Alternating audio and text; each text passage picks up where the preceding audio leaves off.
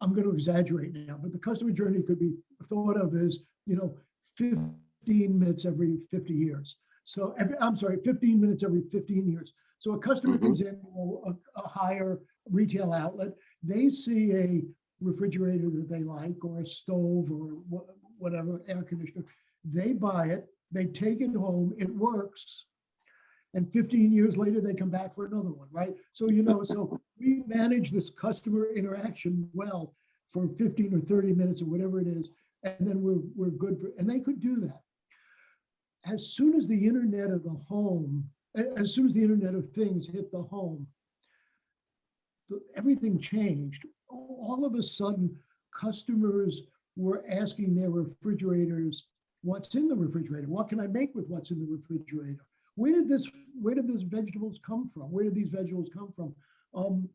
How fresh is it? I mean, they were asking questions that Hire had never had to talk before. about, right? So now, what do? Do you fake it? Do you bring in experts, but and hire them yourself? But what Hire was seeing were the questions were growing exponentially, both in volume and variety. Can you give me wine pairings? Can you,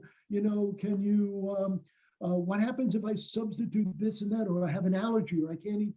So what Hire began to do, I think this put the whole unboxing process, as you call it, into hyperdrive, because what Hire had to do was to be able to really, literally, for the first time, talk to every customer as an individual, right?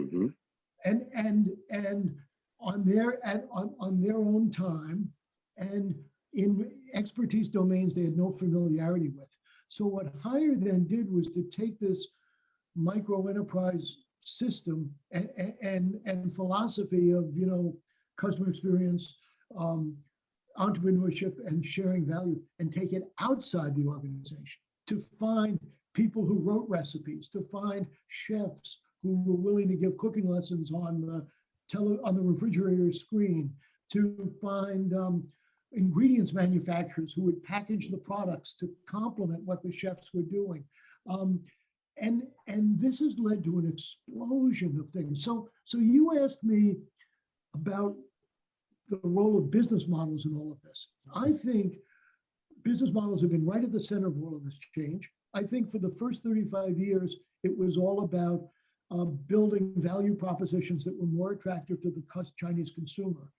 And I think today, the business model, if I think of the business model canvas, which is usually the way I think about things, it's the partnering sell that's really driving everything.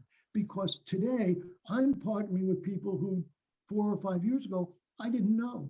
And I knew nothing about them. But now what I've got to do is I've got to trust that unit to be a micro enterprise, but made up of both internal and external partners, to be able to create offerings that we're going to take to the market, to share intellectual property, to share brand, to share the marginal revenues that are produced. I mean, this is a very different organization. And when you think about the integrity of brand or who's Hire, it calls into question all of the things I think we've assumed about how an organization works and looks and is defined in the past.